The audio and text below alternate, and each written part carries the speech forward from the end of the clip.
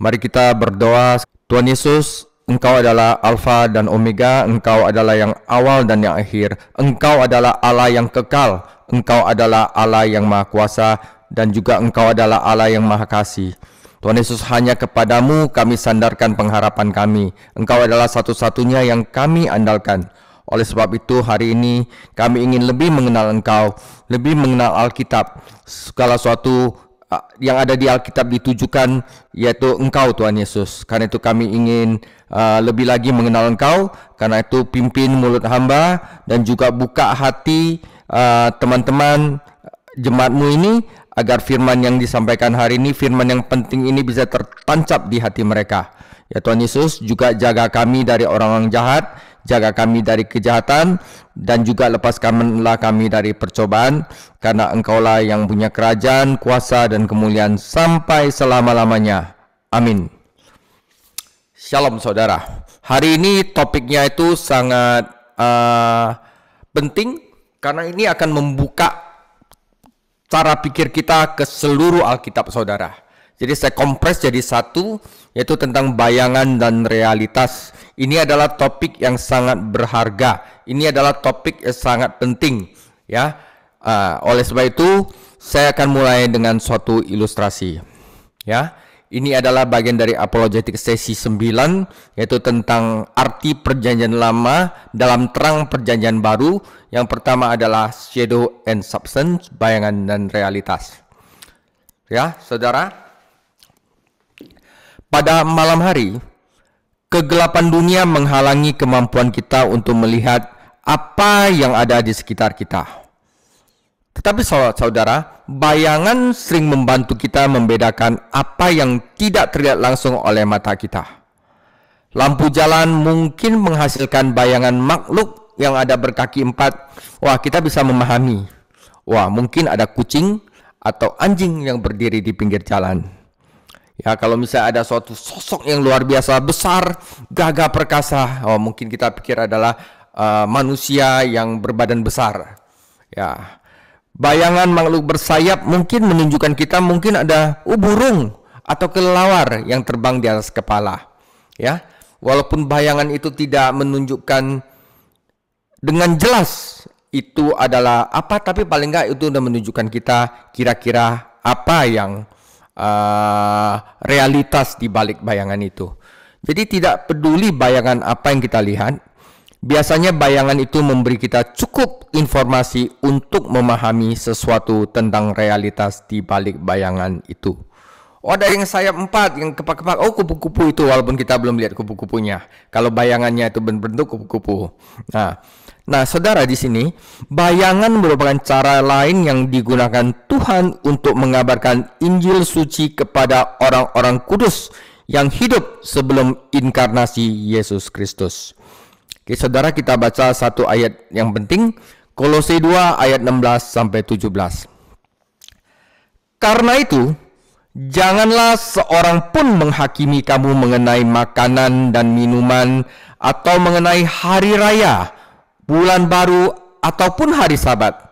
Semuanya ini hanyalah bayangan dari apa yang harus datang, tetapi wujudnya adalah Kristus.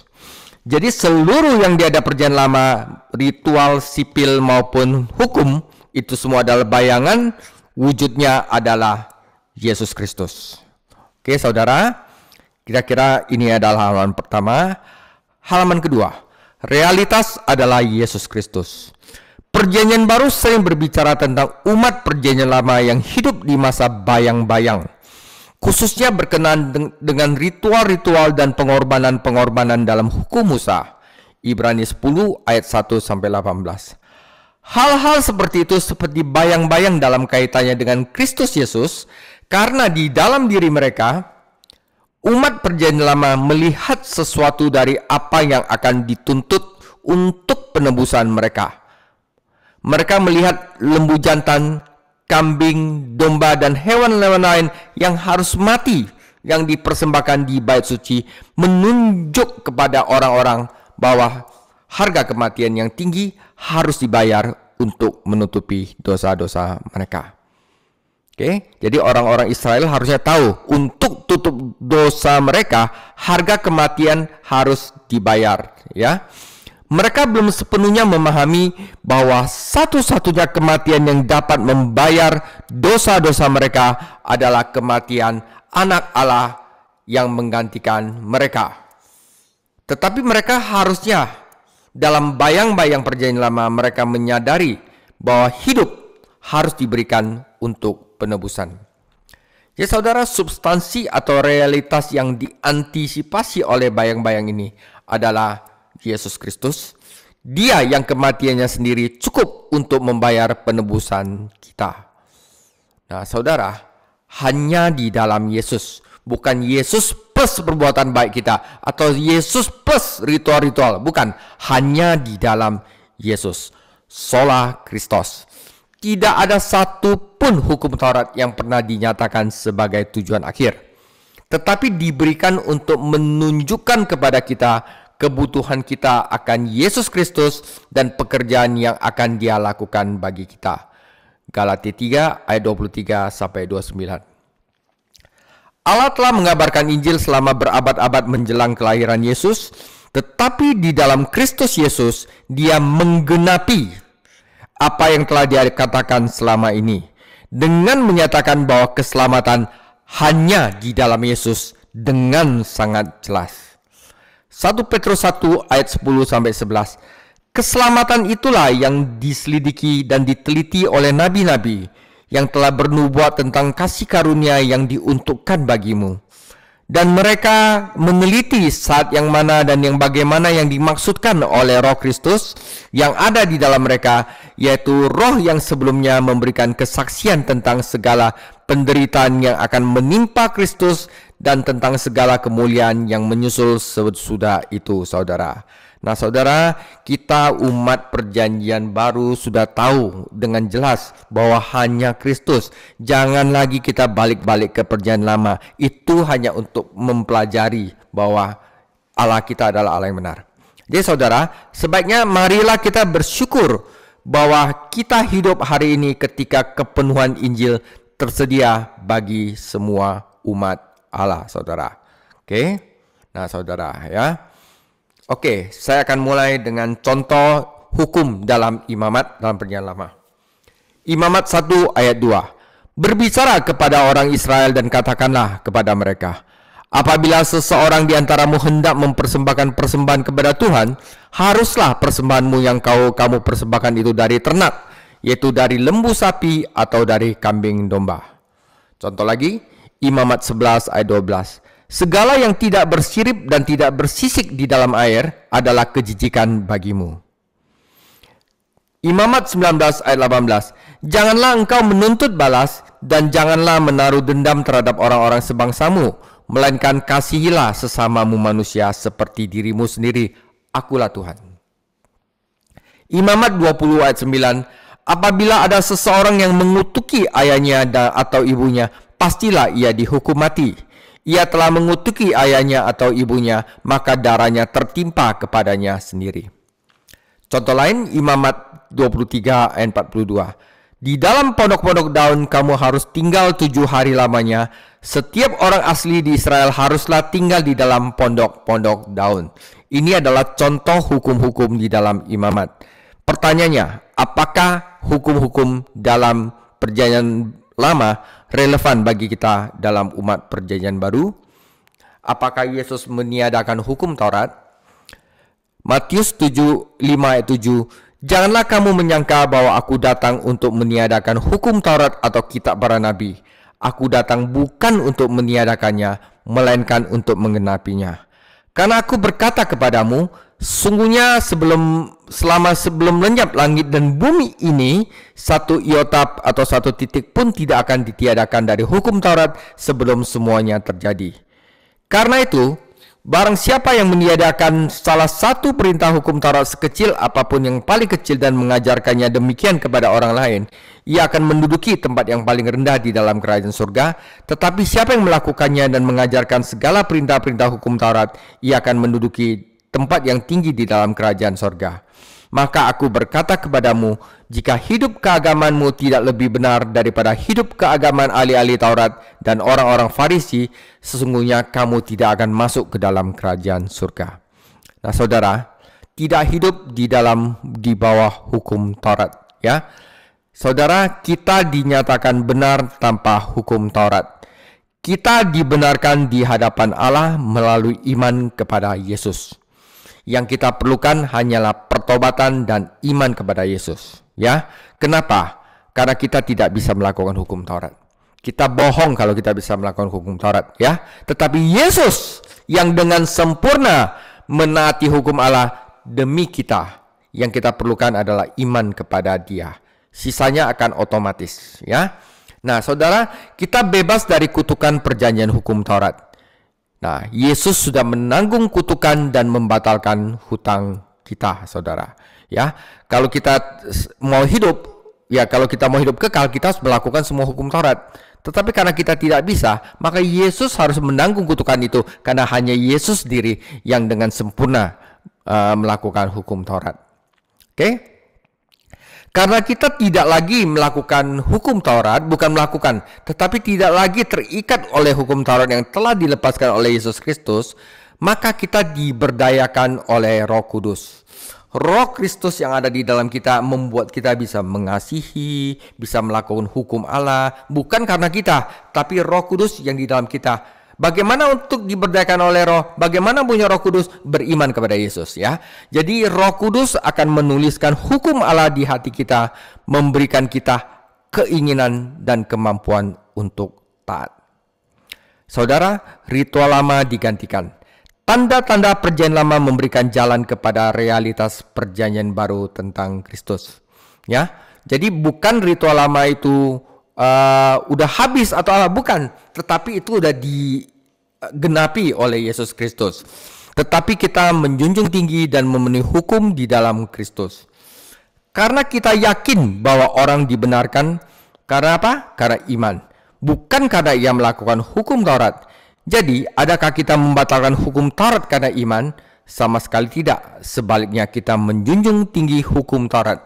Bukan hukum Tauratnya yang tidak baik, tetapi hati kita yang tidak baik, yang tidak bisa melakukan hukum Taurat.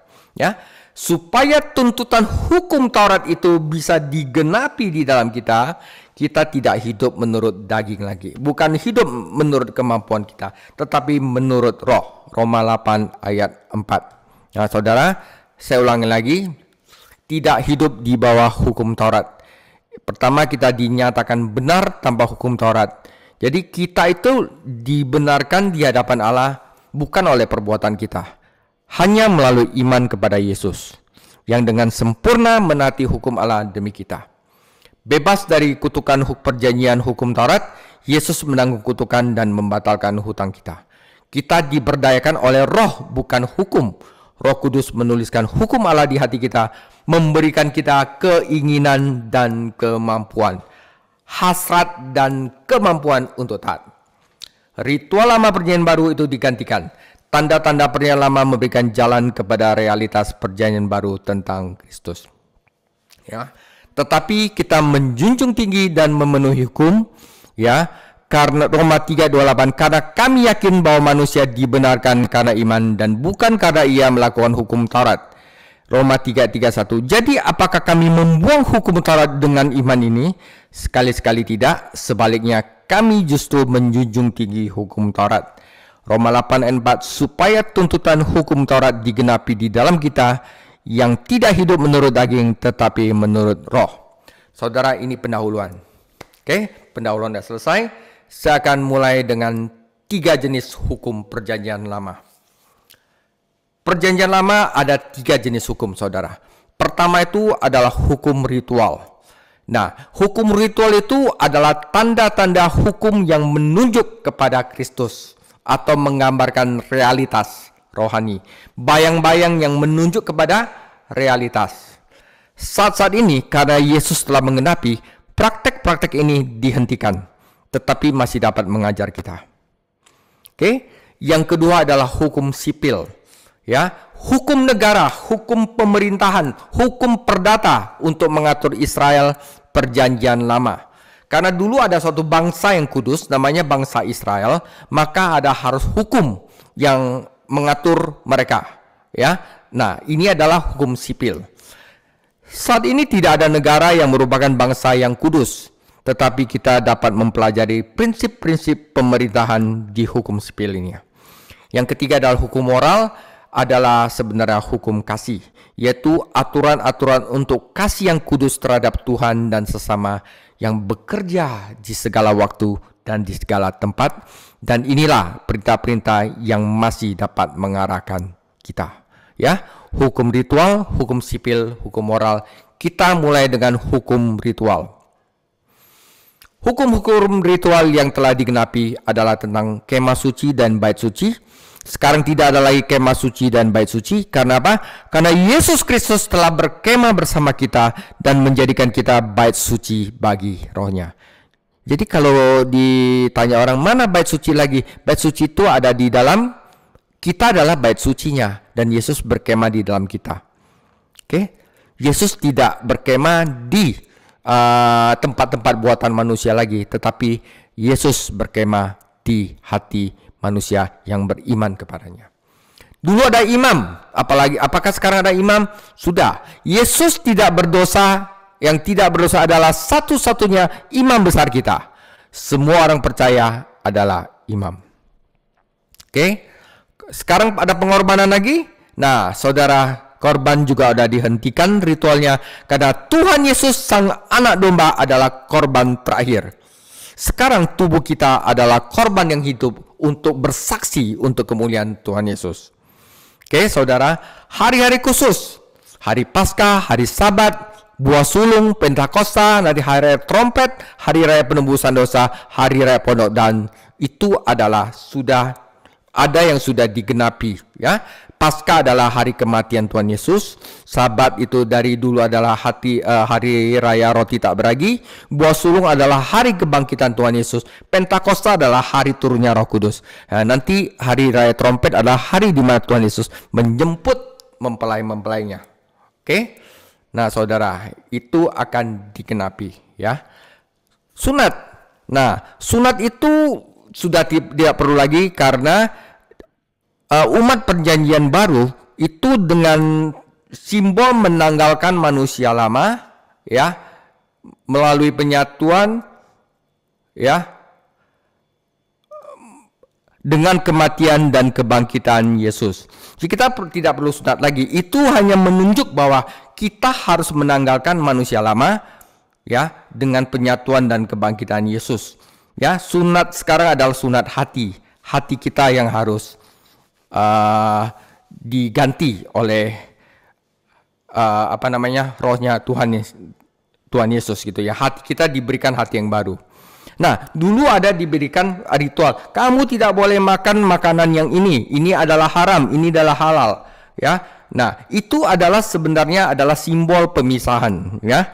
Hanya memakan hewan yang halal, tidak mengkonsumsi darah, tidak mencampur kain ini sama kain itu, tidak mencampur tanaman atau berternak hewan, tidak memasangkan hewan yang berbeda untuk membajak. Itu adalah simbol pemisahan umat Tuhan sama umat dunia.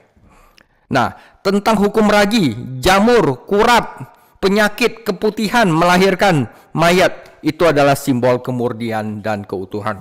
Dan seluruh ritual-ritual hukum ritual ini telah digenapi di dalam Tuhan Yesus.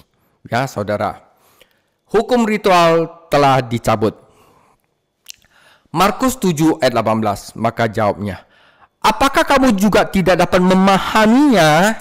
Tidak tahukah kamu bahwa segala sesuatu yang dari luar yang masuk ke dalam seseorang tidak dapat menajiskannya? Karena bukan masuk ke dalam hati, tetapi dalam perutnya, lalu dibuang di jamban. Dengan demikian, ia menyatakan semua makanan halal. Ya, itu adalah pemisahan. Ya, Kisah Para Rasul 10 ayat 13. Kedengarannya oleh suatu suara berkata, bangunlah hai Petrus, sembelilah dan makanlah.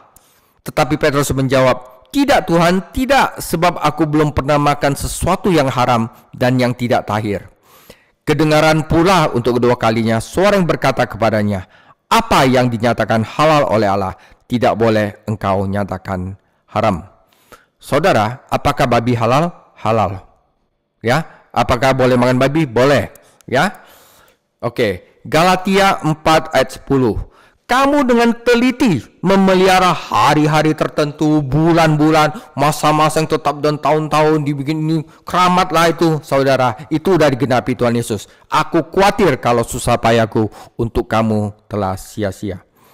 Oke, saudara, hukum ritual telah dicabut. Kenapa? Itu sudah digenapi oleh Tuhan Yesus. Karena hukum ritual itu menunjuk kepada Yesus. Ya, ini semua ya. Realitas menggantikan bayang-bayang ritual. Ibrani 8 ayat 5. Pelayanan mereka adalah gambaran dan bayangan dari apa yang ada di sorga. Sama seperti yang diberitahukan kepada Musa ketika ia hendak mendirikan kemah. Ingatlah demikian firman-Nya, bahwa engkau membuat semuanya itu menurut contoh yang telah ditunjukkan kepadamu di atas gunung. Bayang-bayang, saudara. Itu contoh, bayangan untuk menunjukkan sesuatu yang realitas, yaitu Yesus Kristus. Ibrani 8 ayat 10. Maka inilah perjanjian yang akan kuadakan dengan kaum Israel sesudah waktu itu. Demikian firman Tuhan. Aku akan menaruh hukumku dalam akal budi mereka dan menuliskannya dalam hati mereka.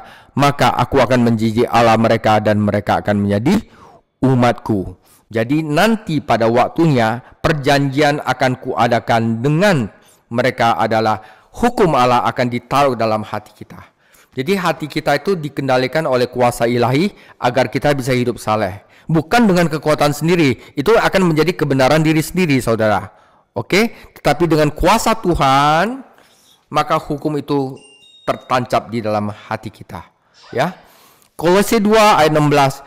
Karena itu, janganlah kamu biarkan orang menghukum kamu mengenai makanan dan minuman atau mengenai hari raya, bulan baru ataupun hari Sabat. Semua ini adalah bayangan dari apa yang harus datang, sedang wujudnya adalah Kristus. Oke, jadi saudara jelas ya, ritual di perjanjian lama hukum itu tidak berlaku lagi, bukan tidak berlaku lagi, tetapi lebih tepatnya telah digenapi oleh Tuhan Yesus. Simbol pemisahan, saudara ya, itu telah ya.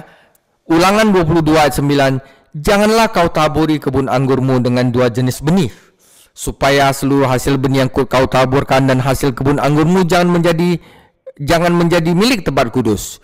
Janganlah engkau membajak dengan lembu dan keledai bersama-sama. Simbol pemisahan, saudara. Janganlah engkau memakai pakaian yang dua jenis bahannya, yakni bulu domba dan lenan bersama-sama. 2 Korintus 6 ayat 14. Janganlah kamu merupakan pasangan yang tidak seimbang dengan orang-orang tak percaya. Sebab persamaan apakah terdapat antara kebenaran dan kedurhakaan? Atau bagaimanakah terang dapat bersatu dengan gelap? Persamaan apakah yang terdapat antara Kristus dan Belial? Apakah bagian bersama orang-orang percaya dengan orang-orang tak percaya? Saudara, persyaratan harafiah dari hukum ritual dan hukum sipil perjanjian lama mungkin tidak berlaku lagi. Tetapi hukum itu mungkin secara simbolis menunjukkan kepada kita prinsip moral yang masih berlaku saat ini. Saudara jangan takut, nanti di belakang saya ada case study bagaimana untuk memakai hukum perjanjian lama itu bukan secara harafiah seperti itu, tetapi prinsip moral kita tarik untuk diterapkan di hukum perjanjian baru. Saya kasih ada case study ya, supaya kita sama-sama bisa mengerti. Bait Allah tidak ada lagi. Nanti ada bait Allah ketiga, nggak ada, saudara. Kalau mereka bikin bait Allah, itu bukan bait Allah benar-benar dari Allah, saudara. Kenapa? Karena bait Allah yang kudus itu ada di dalam diri kita. Oke, firman Tuhan dengan jelas mengatakan 2 Korintus 6 ayat 16. Apakah hubungan bait Allah dengan berhala? Karena kita adalah bait dari Allah yang hidup menurut firman Allah ini. Aku akan diam bersama-sama dengan mereka dan hidup di tengah-tengah mereka, dan aku akan menjadi Allah mereka dan mereka akan menjadi umatku. Sebab itu, keluarlah kamu di antara mereka dan pisahkanlah dirimu dari mereka. Firman Tuhan, dan janganlah menjamah apa yang najis, maka aku akan menerima kamu. Dan aku akan menjadi bapamu, dan kamu akan menjadi anakku laki-laki dan anakku perempuan. Demikian firman Tuhan yang Maha Kudus.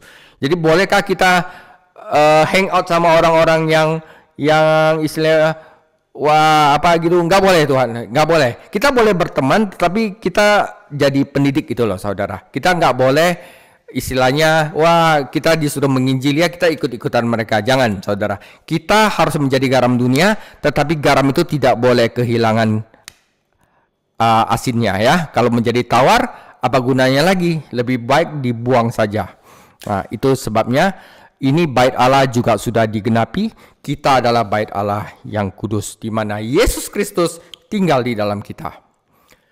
Oke, hukum ritual kita udah jelas ya.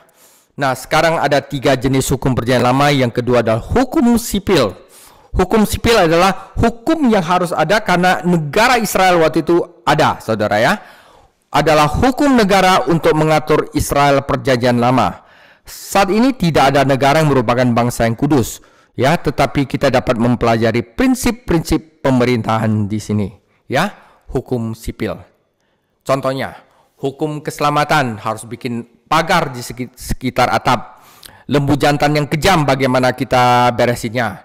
Tentang properti, tentang tanah, tentang sisa panen itu kita harus sisihkan sampingnya. Tentang Yobel, pembebasan budak. Ya, tentang raja tidak boleh mempunyai banyak kuda atau mengimpor kuda dari Mesir, atau tidak boleh ada harta benda yang berlebihan. Raja tidak boleh banyak istri, harus menaati menegakkan hukum Allah. Pengendalian kerusakan, peraturan tentang perang, perceraian, perbudakan, membatasi kejahatan dalam situasi yang jatuh, itu semua adalah hukum sipil. Memutuskan kesalahan dengan cara apa? Setidaknya ada 2 atau 3 orang saksi. Prosedur untuk bertuduhan, dia berkata apa? Nah, itu semua ada di dalam Imamat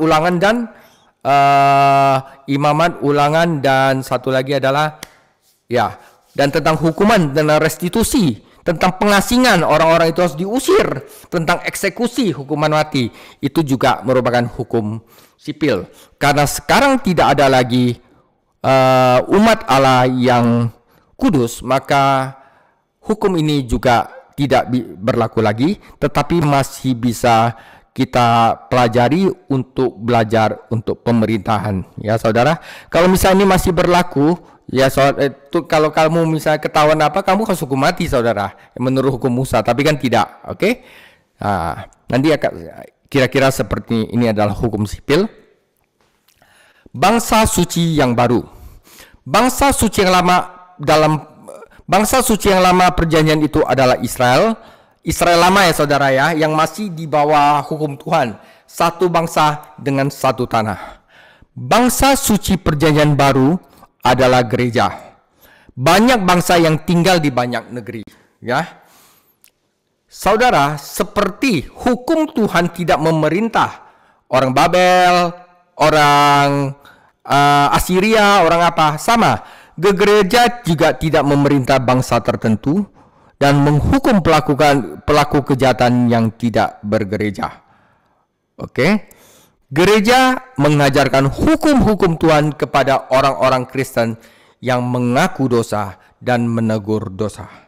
Tetapi gereja mengucilkan. Kalau dulu itu diusir dari tempatnya dan kadang-kadang dieksekusi mati, tapi sekarang gereja mengucilkan tetapi tidak mengeksekusi orang-orang berdosa yang terang-terangan menolak untuk bertobat. Itu adalah hukum sipil dari gereja yang baru. Oke, saudara, belajar tentang pemerintahan.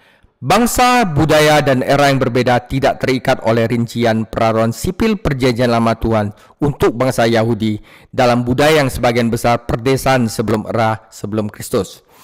Hukum yang ditegakkan di Israel tidak selalu mengekspresikan esensi dari hukum ciptaan, tetapi hukum sipil itu adalah untuk membatasi kejahatan yang ekstrim. Prinsip-prinsip Alkitab menginformasikan pemerintahan yang baik. Itu bisa kita pelajari untuk memerintah. Tuhan akan menghakimi semua bangsa, tetapi penghakiman akan dimulai dengan rumah Tuhan. Oke, saudara, itu adalah tentang hukum sipil, dan yang terakhir adalah hukum moral. Hukum moral adalah aturan-aturan kasih yang kudus terhadap Tuhan. Bagaimana kita mengasihi Tuhan dan bagaimana kita mengasihi sesama yang berlaku di setiap zaman, di setiap waktu dan setiap tempat. Inilah perintah-perintah yang masih dapat mengarahkan kita, saudara. Hukum moral. Ingat, ritual sudah digenapi oleh Yesus. Hukum sipil karena kita tidak ada negara lagi, tapi kita masih bisa mempelajari prinsip-prinsip pemerintahan. Yang ketiga adalah hukum moral, hukum yang berlaku di segala era, segala zaman, segala waktu, dan segala tempat. Contoh, hukum moral. Ulangan 6 ayat 5. Kasihlah Tuhan Allahmu dengan segenap hatimu, dan dengan segenap jiwamu, dan dengan segenap kekuatanmu. Imamat 19 ayat 18. Janganlah engkau menuntut balas, dan janganlah menaruh dendam terhadap orang-orang sebangsamu sendiri, melainkan kasihilah sesamamu manusia seperti dirimu sendiri. Akulah Tuhan. 10 perintah Allah adalah hukum moral kecuali Sabat yang telah digenapi dan telah direvisi, ya. Imamat 18:22. Janganlah engkau tidur dengan laki-laki secara orang bersetubuh dengan perempuan, karena itu suatu kekejian. Itu hukum moral, saudara. Tidak mengasihi, ya. Imamat 19 ayat 31. Janganlah kamu berpaling kepada arwah atau roh-roh peramal. Janganlah kamu mencari mereka dan dengan demikian menjadi najis karena mereka. Akulah Tuhan Allahmu. Imamat 19:28. Janganlah kamu menggoresi tubuhmu karena orang mati atau menjarah tanda-tanda pada kulitmu. Tato, saudara. Akulah Tuhan. Itu adalah hukum moral, hukum yang berlaku di segala waktu, saudara. Ya, siapa yang dapat hanyut? Oh, nanti kita bilang kita punya bisa berdalih. Oh, hukum perjanjian lama tidak berlaku lagi, saudara. Ya, jangan salah. 1 Korintus 6 ayat 9. Atau tidak tahukah kamu bahwa orang-orang tidak adil tidak akan mendapat bagian dalam kerajaan Allah? Janganlah sesat. Orang cabul, penyembah berhala, orang berzina, banci, orang pemburit, pencuri, orang kikir, pemabuk, pemfitnah, penipu tidak akan masuk mendapat bagian dalam kerajaan Allah. Dan beberapa orang di antara kamu demikianlah dahulu, tetapi kamu telah memberikan dirimu disucikan, kamu telah dikuduskan, kamu telah dibenarkan, ya, dalam nama Tuhan Yesus Kristus dan dalam Roh Allah kita. Orang yang telah dibenarkan di dalam Tuhan Yesus dan menerima Rohnya Tuhan tidak mungkin melakukan ini, ya, saudara, ya, karena hukum Allah sudah ditaruh di dalam hati mereka. Galatia 5 ayat 19. Perbuatan daging telah nyata, yaitu percabulan, kecemaran hawa nafsu, penyembahan berhala, sihir, perseteruan, perselisihan, iri hati, amarah, kepentingan diri sendiri, pencideraan, roh pemecah, kedengkian, kemabukan, pesta pora, dan lainnya. Terhadap semuanya itu kuperingatkan kepada kamu, seperti yang telah kubuat dahulu. Barang siapa melakukan hal-hal demikian, ia tidak akan mendapat bagian dalam kerajaan Allah. Ini adalah hukum moral, saudara, ya. Saudara, kasih memenuhi hukum Taurat. Roma 13 ayat 8. Janganlah kamu berhutang apa-apa kepada siapapun juga, tetapi hendaklah kamu saling mengasihi. Sebab barang siapa mengasihi sesamanya manusia, ia sudah memenuhi hukum Taurat. Ya, karena firman jangan berzina, jangan membunuh, jangan mencuri, jangan mengingini, dan firman lain manapun juga sudah tersimpul di dalam firman ini, yaitu kasihilah sesamamu manusia seperti dirimu sendiri. Kasih tidak berbuat jahat terhadap sesama manusia, karena kasih adalah kegenapan hukum Taurat, saudara. Oke, yang mulai ngerti, ya. Jadi apa yang dapat dilakukan hukum moral Allah bagi kita? Perjanjian lama hukum moral itu bisa lakukan apa? Pertama, dia adalah guru dosa, menunjukkan bahwa ini adalah dosa, ya. Hukum Allah dapat menunjukkan kepada kita keberdosaan kita dan kebutuhan kita yang mendesak akan juru selamat yang mengarahkan kita juga kepada Yesus. Jadi walaupun hukum ritual itu memang untuk diarahkan kepada Yesus, hukum sipil itu cuma bisa mengajarkan kita cara pemerintahan yang baik, dan karena kita tidak ada lagi bangsa yang kudus, ya, tapi prinsip-prinsipnya masih bisa mengajar kita. Dan hukum moral adalah guru dosa. Dia menyatakan bahwa kita berdosa dan kita akan, bagaimana ya, seorang berdosa akan mengeksploitasi kebutuhan kita yang mendesak akan juru selamat kita, yaitu Yesus Kristus. Bukan untuk penyelamatan diri. Hukum Allah tidak dapat membantu kita untuk mendapatkan atau mengubah diri kita sendiri. Hanya Roh Tuhan yang bisa mengubah kita. Nah, hukum moral itu sebenarnya adalah pola kasih, hukum kasih. Ya, hukum Allah menunjukkan kepada orang percaya yang bersyukur, diselamatkan dan dipenuhi Roh yang merupakan pola kasih yang memungkinkan kita untuk melakukan mengasihi terhadap Allah dan sesama kita. Itu adalah kegenapan dari hukum Taurat, saudara. Kebohongan setan tentang hukum. 1. Legalisme. Hukum adalah tangga menuju Tuhan. Lakukanlah perbuatan baik. Lakukanlah perbuatan baik untuk memperoleh keselamatan. Itu sesat. Keselamatan kita hanya di dalam Yesus Kristus yang telah sempurna melakukan hukum Taurat. Tidak ada cara lain. Tetapi dengan iman kepada Tuhan Yesus, maka Roh Allah akan diberikan kepada kita, ya, yang akan membuat kita taat akan firman-firman-Nya. Ya, saudara. Kebohongan kedua adalah antinomianisme. Wah, kita semua hidup di dalam kasih karunia. Hukum itu buruk. Abaikan hukum moral dan lakukan apa yang Anda suka. Itu juga sesat. Ya, antinomianisme itu kadang-kadang disebut license. Kamu berbuat apa saja yang kamu suka, ya.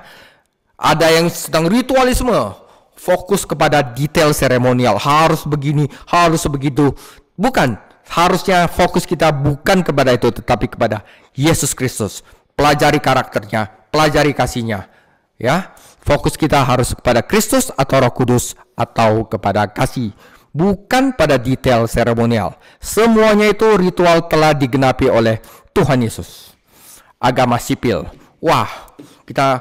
Nanti kita bilang negara Anda adalah negara suci milik Tuhan. Ya, nggak ada lagi, saudara. Paksa sesama warga negara untuk bertindak seperti orang Kristen dan abaikan masalah gereja.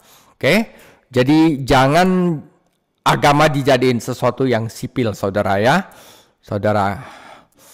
Oke, kita tiba saatnya untuk bagaimana menggunakan hukum perjanjian lama dalam terang perjanjian baru. Kasus yang saya akan ambil di sini adalah kasus 1 Korintus 5 ayat 1 sampai 13. Umat Kristen perjanjian baru dan hukum perjanjian lama. Oke, saya bacakan yang pertama. 1 Korintus 1 ayat 1. 5 ayat 1. Memang orang mendengar bahwa ada percabulan di antara kamu dan percabulan yang demikian rupa. Bukan yang sembarangan, bukan yang biasa, saudara. Seperti yang tidak terdapat sekalipun di antara bangsa-bangsa yang tidak mengenal Allah. Karena ada orang yang hidup dengan istri ayahnya. Dan kamu sombong. Bukankah seharusnya kamu berkabung? Hendaklah orang melakukan itu disingkirkan dari tengah-tengah kamu. Ini adalah perjanjian baru, saudara. Tetapi ini ada berkaitan dengan hukum moral yang terdapat dari Imamat 8 ayat 7. Janganlah kau singkapkan aurat istri ayahmu, karena ia hak ayahmu, dia ibumu. Janganlah singkapkan auratnya, ya. Kita juga bisa lihat hukum moral di Imamat 20 ayat 11, Ulangan 22 ayat 30, 27 ayat 20, dan Kejadian pun ada 35 ayat 22, Kejadian 49 ayat 4. Hukum moral di dalam imamat berlaku dalam perjanjian baru. Oke, saudara, terus ya kan? 1 Korintus 5 ayat 3, sebab sekalipun secara badani aku tidak hadir, tetapi secara rohani aku hadir. Dan seolah-olah hadir aku telah menjatuhkan hukuman atas dia yang telah melakukan hal yang demikian. Apabila kamu berkumpul dalam nama Tuhan Yesus dan Rohku hadir dengan kuasa Tuhan kita Yesus, maka kamu harus menyerahkan orang ini kepada iblis sehingga binasa tubuhnya, sehingga rohnya diselamatkan pada hari Tuhan. Hukuman saudara, di perjanjian lama itu menjadi hukuman Kristus yang yaitu ekskomunikasi, di mana pada saat itu kita menyerahkan orang kepada iblis. Jadi sebenarnya seperti kayak disingkirkan dari gereja yang orang hidup demikian. Itu bukan percabulan biasa, itu adalah incest. Ya, jadi anak mungkin bapaknya punya berapa istri, dia kawin sama istri bapaknya keberapa gitu ya. Nah, hukuman itu menjadi hukum Kristus, di mana di hukum sipil di Imamat 18 ayat 28, supaya yang melakukan itu, saudara, supaya kamu jangan dimuntahkan oleh negeri itu apabila kamu menajiskannya, seperti telah dimuntahkannya bangsa sebelum kamu. Karena setiap orang melakukan sesuatu pun dari segala kekejian itu, yaitu berzina dengan ibunya, orang itu harus dilenyapkan dari tengah-tengah bangsanya. Itu ada di Perjanjian Lama, sekarang diubah menjadi hukum Kristus, dikeluarkan dari gereja, dan itu pun harus dalam nama Tuhan Yesus, saudara. Ya, seperti itu. Saudara, sekarang lagi dikatakan 1 Korintus 5:6, kemegahanmu tidak baik. Tidak tahukah kamu bahwa sedikit ragi mengkhamirkan seluruh adonan? Buanglah ragi yang lama itu supaya kamu menjadi adonan yang baru, sebab kamu memang tidak beragi. Sebab Kristus anak domba Paskah kita telah disembelih. Karena itu marilah kita merayakan hari raya bukan dengan ragi yang lama, yaitu ragi keburukan dan kejahatan, tetapi dengan roti yang tidak beragi, kemurnian, saudara, yaitu kemurnian dan kebenaran. Jadi prinsip Paskah di sini ada roti tak beragi. Ya, waktu orang Israel itu keluar, dia harus makan roti yang tak beragi doang. Itu simbol kemurnian dan kebenaran.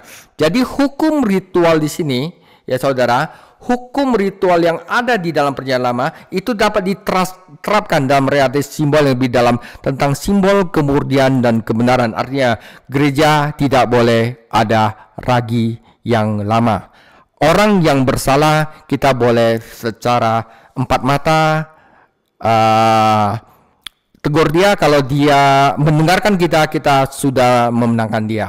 Kalau dia tidak mendengarkan, kita bawa 2-3 orang saksi, karena kesaksian 2-3 orang saksi sah.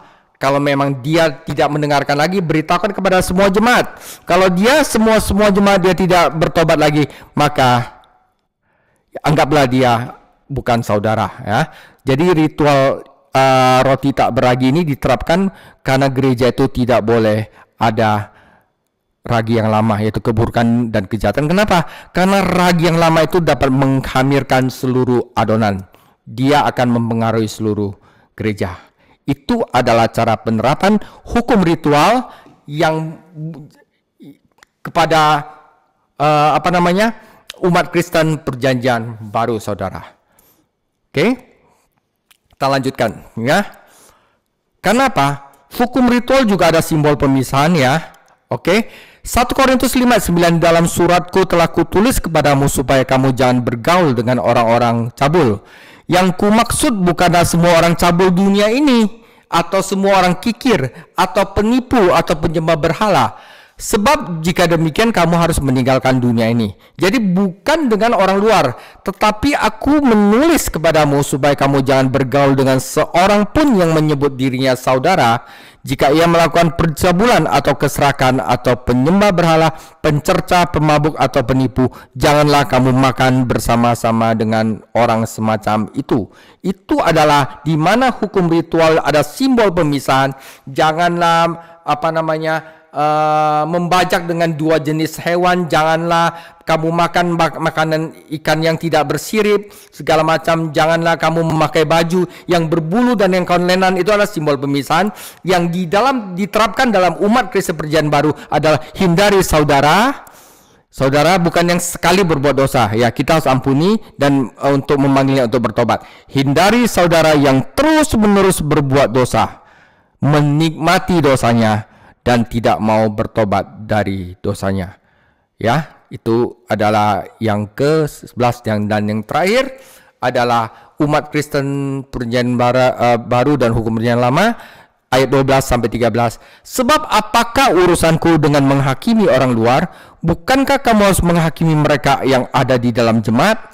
Allah telah menghakimi mereka yang ada di luar, itu urusan Tuhan. Tetapi usirlah orang jahat dari tengah-tengah kamu. Saudara, gereja menghakimi orang dalam, Allah menghakimi orang luar. Usirlah orang jahat itu di tengah-tengah kamu, ada juga di dalam hukum Perjanjian Lama.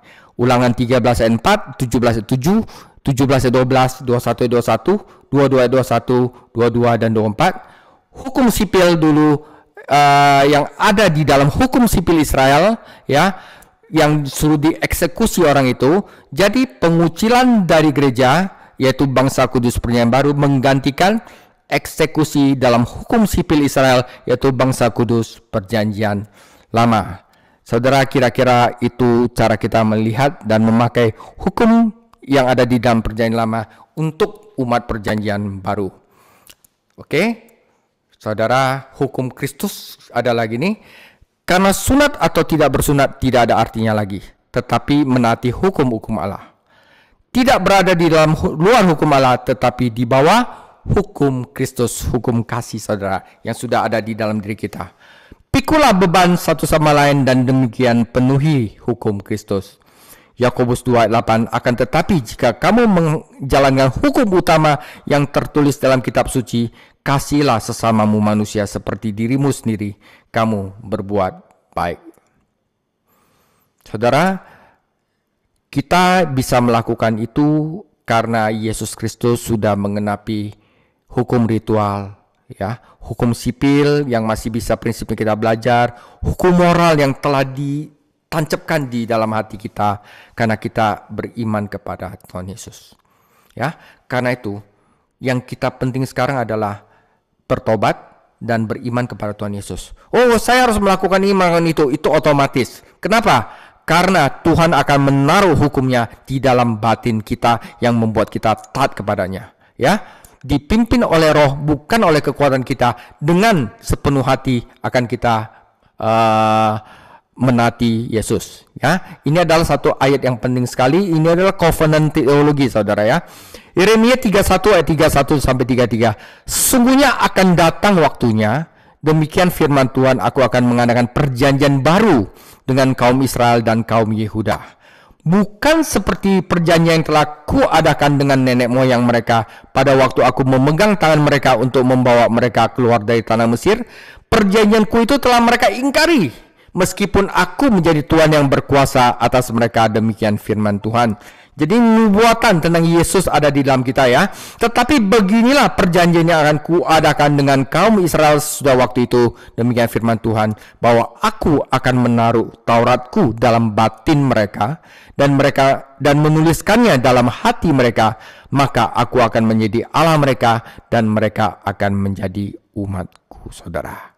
Oke, ya, saudara, demikian penutup 2 Korintus 3:3, karena telah ternyata bahwa kamu adalah surat Kristus yang ditulis oleh pelayanan kami, pelayan para rasul, ya, ditulis bukan dengan tinta tetapi dengan Roh dari Allah yang hidup, bukan pada loh-loh batu melainkan pada loh-loh daging, yaitu di dalam hati manusia.